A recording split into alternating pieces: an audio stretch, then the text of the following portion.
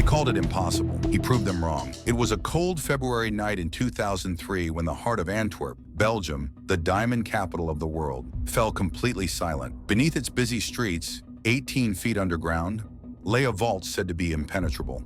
It held billions in diamonds, gold, and cash from traders across the globe.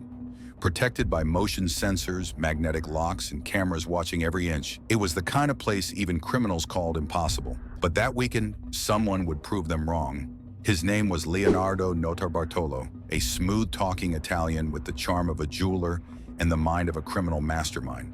For years, he walked through the diamond district wearing tailored suits and a calm smile, pretending to be one of them. What no one knew was that every step he took was part of a plan.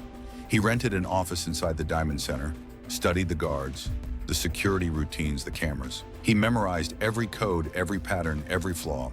He wasn't rushing. He was building the perfect crime. After months of preparation, the night finally came. February 15th, 2003.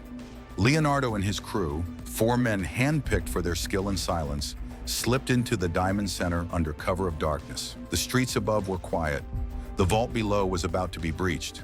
First, they disabled the building's cameras and looped the feeds. Every second of their movement was invisible.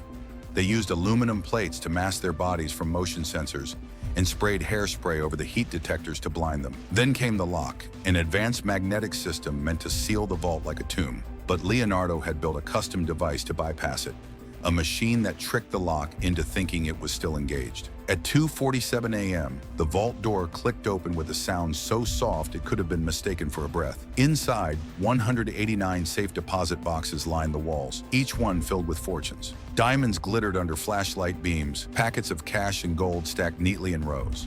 For hours, they worked in complete silence.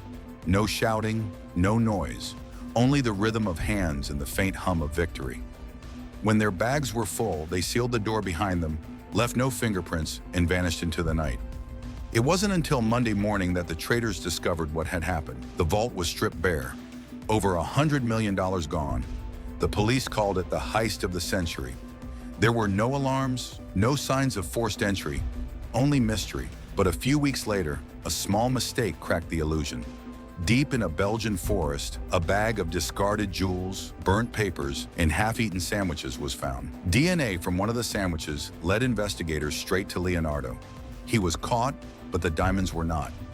To this day, more than $100 million worth of stones remain missing, hidden somewhere in the shadows of Europe. Leonardo served 10 years, never revealing where the loot went or who else escaped with it. The Antwerp diamond heist wasn't just a robbery. It was a masterpiece of patience and precision, a crime so flawless it almost seemed like magic. And even now, 2 decades later, it remains one of history's greatest mysteries.